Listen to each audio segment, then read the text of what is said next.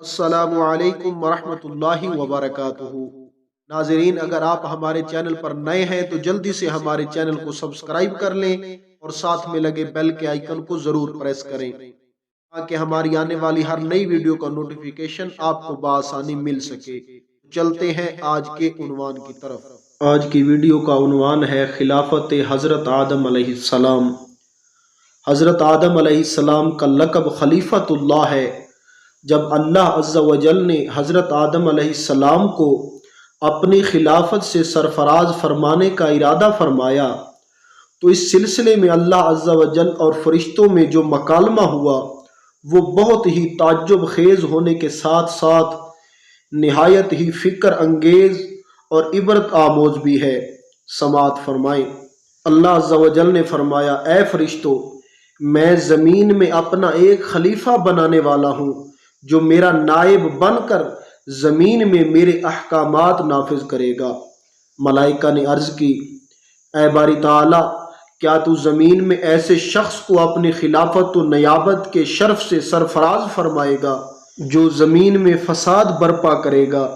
اور قتل و غارت گیری سے خون ریزی کا بازار گرم کرے گا؟ اے خداوند تعالیٰ، اس شخص سے زیادہ تیری خلافت کے حقدار تو ہم ملائکہ کی جماعت ہے، کیونکہ ہم ملائکہ نہ زمین میں فساد پھیلائیں گے نہ خون ریزی کریں گے، بلکہ ہم تیری حمد و ثنا کے ساتھ تیری سبوحیت کا اعلان اور تیری قدوسیت اور پاکی بیان کرتے رہتے ہیں اور تیری تسبیح و تقدیس سے ہر لحظہ و ہر آن رطب اللسان رہتے ہیں۔ اس لیے ہم فرشتوں کی جماعت ہی میں سے کسی کے سر پر اپنی خلافت و نیابت کا تاج رکھ کر اس کو خلیفۃ اللہ کے معزز لقب سے سربلند فرما۔ اللہ عز و جل نے فرمایا، اے فرشتوں، آدم علیہ السلام کو خلیفہ بنانے میں جو حکمتیں اور مصلحتیں ہیں ان کو میں ہی جانتا ہوں، تم گروہ ملائکہ ان حکمتوں اور مصلحتوں کو نہیں جانتے۔ فرشتے باری تعالیٰ کے اس ارشاد کو سن کر اگرچہ خاموش ہو گئے، مگر انہوں نے اپنے دل میں یہ خیال چھپائے رکھا کہ اللہ عز و جل خواہ کسی کو بھی اپنا خلیفہ بنا دے مگر وہ فضل و کمال میں ہم فرشتوں سے بڑھ کر نہ ہوگا، کیونکہ ہم ملائکہ فضیلت کی جس منزل پر ہیں وہاں تک کسی مخلوق کی بھی رسائی نہ ہو سکے گی، اس لیے فضیلت کے تاجدار بہرحال فرشتوں کی جماعت ہی رہے گی۔ اس کے بعد اللہ عز و جل نے حضرت آدم علیہ السلام کو پیدا فرما کر تمام چھوٹی بڑی چیزوں کا علم ان کو عطا فرما دیا۔ اس کے بعد اللہ عز و جل اور ملائکہ کا مکالمہ ہوا۔ اللہ عز و جل نے فرمایا، اے فرشتوں، اگر تم اپنے اس دعویٰ میں سچے ہو کہ تم سے افضل کوئی دوسری مخلوق نہیں ہو سکتی تو تم ان تمام چیزوں کے نام بتاؤ جن کو میں نے تمہارے پیش نظر کر دیا۔ ملائکہ نے عرض کی، اے اللہ عز و جل، تو ہر نقص و عیب سے پاک ہے، ہمیں تو بس اتنا ہی علم ہے جو تو نے ہمیں عطا فرما دیا ہے، اس کے سوا ہمیں اور کسی چیز کا کوئی علم نہیں ہے۔ ہم بالیقین یہ جانتے اور مانتے ہیں کہ بلا شبہ علم و حکمت کا خالق و مالک تو صرف تو ہی ہے۔ پھر اللہ عز و جل نے حضرت آدم علیہ السلام کو مخاطب فرما کر ارشاد فرمایا کہ اے آدم علیہ السلام، تم ان فرشتوں کو تمام چیزوں کے نام بتا دو۔ تو حضرت آدم علیہ السلام نے تمام اشیاء کے نام اور ان کی حکمتوں کا علم فرشتوں کو بتا دیا، جس کو سن کر فرشتے متعجب اور محو حیرت ہو گئے۔ اللہ عز و جل نے فرمایا، اے فرشتوں، کیا میں نے تم سے یہ نہیں فرما دیا تھا کہ میں آسمان و زمین کی تمام چھپی ہوئی چیزوں کو جانتا ہوں،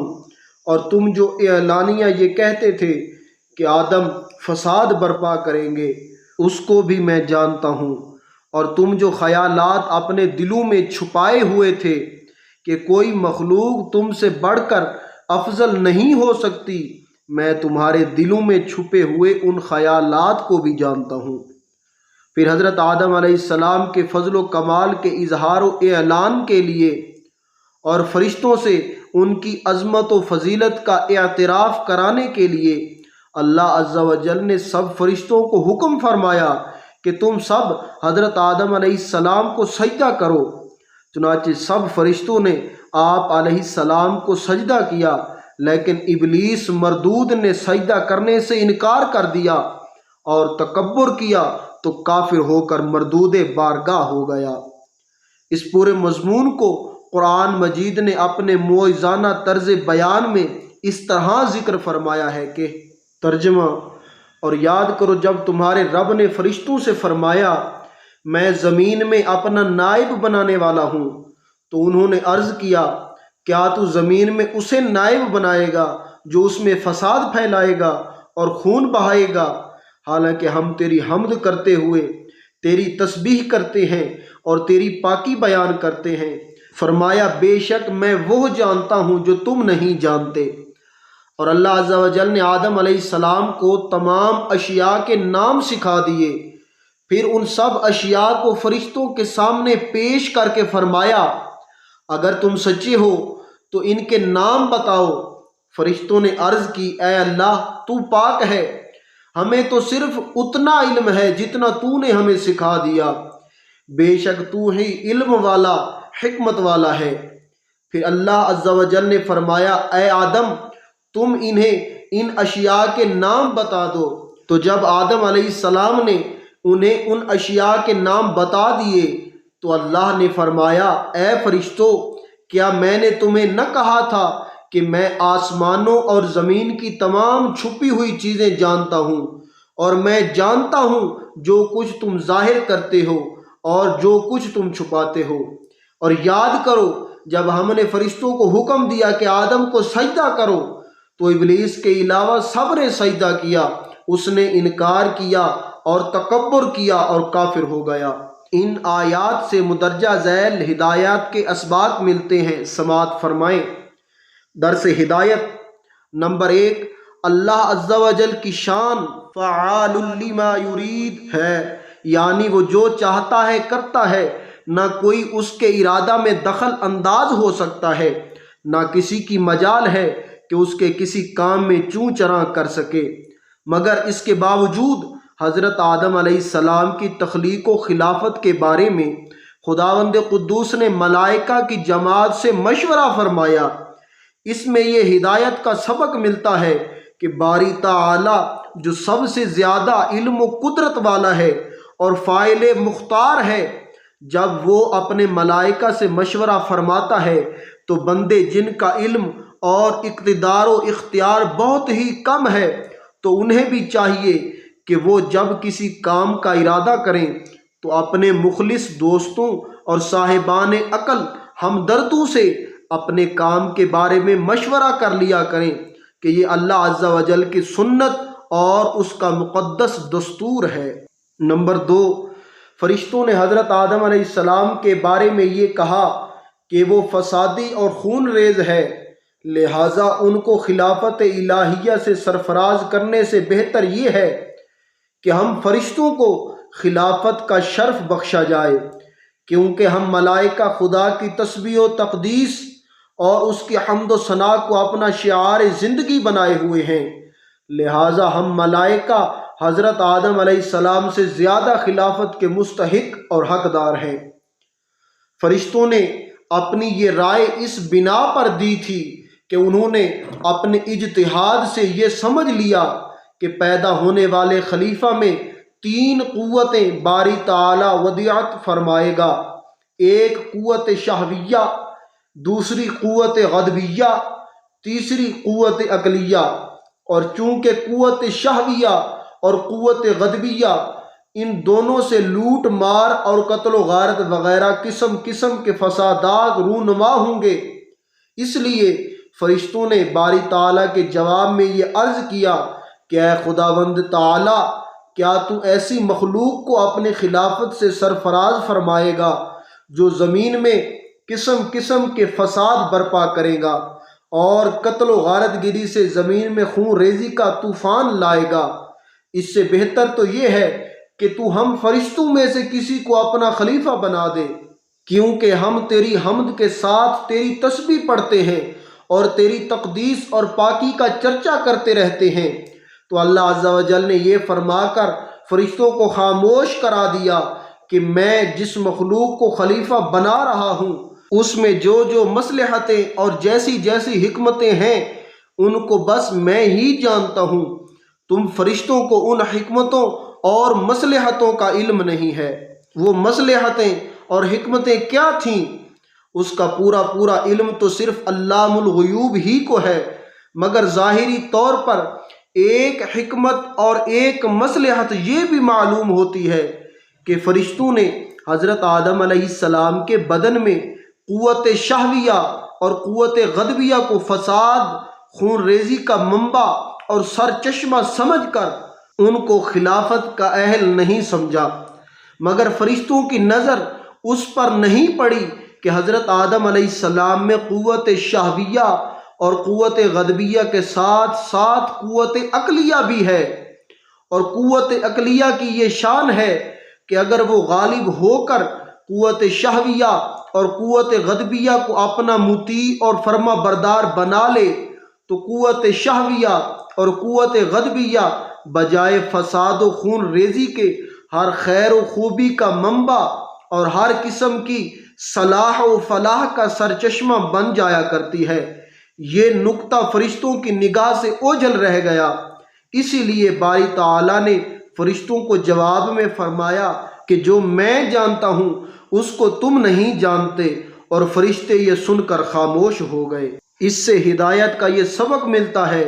کہ چونکہ بندے خداوند قدوس کے افعال اور اس کے کاموں کی مصلحتوں اور حکمتوں سے کما حقہ واقف نہیں ہوتے ہیں،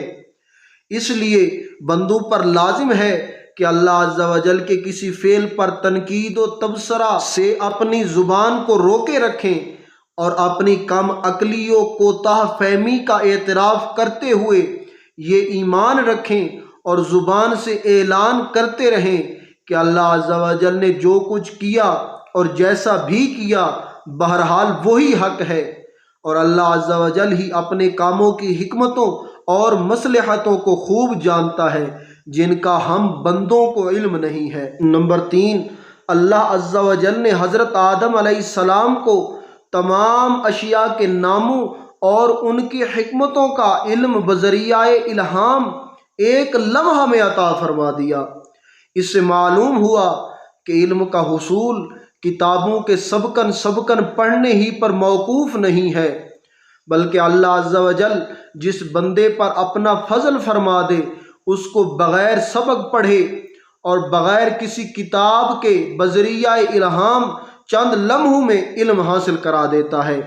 اور بغیر تسہیل علم کے اس کا سینہ علم و عرفان کا خزینہ بن جایا کرتا ہے۔ چنانچہ بہت سے اولیاء کرام کے بارے میں معتبر روایات سے ثابت ہے کہ انہوں نے کبھی کسی مدرسہ میں قدم نہیں رکھا، نہ کسی استاد کے سامنے زانو تلمذ کیا، نہ کسی کتاب کو ہاتھ لگایا، مگر شیخ کامل کی باطنی توجہ اور فضل ربی کی بدولت چند منٹوں بلکہ چند سیکنڈوں میں الہام کے ذریعے وہ تمام علوم و معارف کے جامع الکمالات بن گئے کہ ان بزرگوں کے علمی تبحر اور عالمانہ مہارت کا یہ عالم ہو گیا کہ بڑے بڑے درس گاہی مولوی جو علوم و معارف کے پہاڑ شمار کیے جاتے تھے ان بزرگوں کے سامنے طفل مکتب نظر آنے لگے۔ نمبر 4، ان واقعات سے معلوم ہوا کہ خدا کی نیابت اور خلافت کا دار و مدار کسی عبادت اور تسبیح و تقدیس نہیں ہے، بلکہ اس کا دار و مدار علوم و معارف کی کثرت پر ہے۔ چنانچہ ملائکہ حضرات علیہم السلام باوجود کثرت عبادت اور تسبیح و تقدیس خلیفۃ اللہ کے لقب سے سرفراز نہیں کیے گئے، اور حضرت آدم علیہ السلام علوم و معارف کی کثرت کی بنا پر خلافت کے شرف سے ممتاز بنا دیے گئے، جس پر قرآن مجید کی آیات کریمہ شاہد عدل ہے۔ نمبر 5، اس سے یہ بھی معلوم ہوا کہ علوم کی کثرت کو عبادت کی کثرت پر فضیلت حاصل ہے، اور ایک عالم کا درجہ ایک عابد سے بہت زیادہ بلند تر ہے۔ چنانچہ یہی وجہ ہے کہ حضرت آدم علیہ السلام کے علمی فضل و کمال اور بلند درجات کے اظہار و اعلان کے لیے اور ملائکہ سے اس کا اعتراف کرانے کے لیے اللہ عز و جل نے تمام فرشتوں کو حکم فرمایا کہ تمام فرشتے حضرت آدم علیہ السلام کے روبرو سجدہ کریں۔ چنانچہ تمام ملائکہ نے حکم الہی کی تعمیل کرتے ہوئے حضرت آدم علیہ السلام کو سجدہ کر لیا، اور وہ اس کی بدولت تقرب اللہ اور محبوبیت خداوندی کی بلند بلند منزل پر فائز ہو گئے۔ اور ابلیس چونکہ اپنے تکبر کی منحوسیت میں گرفتار ہو کر اس سجدہ سے انکار کر بیٹھا، تو وہ مردود بارگاہ الہی ہو کر ذلت و نکبت کے ایسے عمیق غار میں گر پڑا کہ قیامت تک اس غار سے نہیں نکل سکتا، اور ہمیشہ ہمیشہ وہ دونوں جہان کی لعنتوں کا حقدار بن گیا، اور قہر قہار و غضب و جبار میں گرفتار ہو کر دائمی عذاب نار کا سزاوار بن گیا۔ نمبر 6، اس سے یہ بھی معلوم ہوا کہ کسی کے علم کو جانچنے اور علم کی قلت و کثرت کا اندازہ لگانے کے لیے امتحان کا طریقہ جو آج کل رائج ہے، یہ اللہ عز و جل کی سنت قدیمہ ہے کہ خداوند عالم نے فرشتوں کے علم کو کم اور حضرت آدم علیہ السلام کے علم کو زائد زہر کرنے کے لیے فرشتوں اور حضرت آدم علیہ السلام کا امتحان لیا، تو فرشتے اس امتحان میں ناکام رہ گئے اور حضرت آدم علیہ السلام کامیاب ہو گئے۔ نمبر 7، ابلیس نے حضرت آدم علیہ السلام کو خاک کا پتلا کہہ کر ان کی تحقیر کی، اور اپنے آپ کو آتشی مخلوق کہہ کر اپنی بڑائی اور تکبر کا اظہار کیا اور سجدہ آدم علیہ السلام سے انکار کیا۔ در حقیقت شیطان کے اس انکار کا باعث اس کا تکبر تھا۔ اس سے یہ سبق ملتا ہے کہ تکبر وہ بری شے ہے کہ بڑے سے بڑے بلند مرتبت و درجات والے کو ذلت کے عذاب میں گرفتار کر دیتی ہے، بلکہ بعض اوقات تکبر کفر تک پہنچا دیتا ہے۔ اور تکبر کے ساتھ ساتھ جب محبوبان بارگاہ الہی کی توہین اور تحقیر کا بھی جذبہ ہو، پھر تو اس کی شناخت و خباثت اور بے پناہ منحوسیت کا کوئی اندازہ ہی نہیں کر سکتا، اور اس کے ابلیس لعین ہونے میں کوئی شک و شبہ کیا ہی نہیں جا سکتا۔ اور اس سے ان لوگوں کو عبرت آموز سبق لینا چاہیے جو بزرگان دین کی توہین کر کے اپنی عبادتوں پر اظہار تکبر کرتے رہتے ہیں کہ وہ اس دور میں ابلیس کہلانے کے مستحق نہیں، تو پھر کیا ہے؟ واللہ تعالی اعلم۔ خوش رہیں اور خوشیاں بانٹتے رہیں۔ اگر آپ کو ہماری یہ ویڈیو اچھی لگی ہے تو اسے لائک، کمنٹ اور دوستوں کے ساتھ شیئر کیجیے، اور اگر ابھی تک آپ نے ہمارے چینل کو سبسکرائب نہیں کیا تو ہمارے چینل کو سبسکرائب کر لیجیے، اور مجھے اجازت دیجیے اگلی ویڈیو تک کے لیے اللہ حافظ۔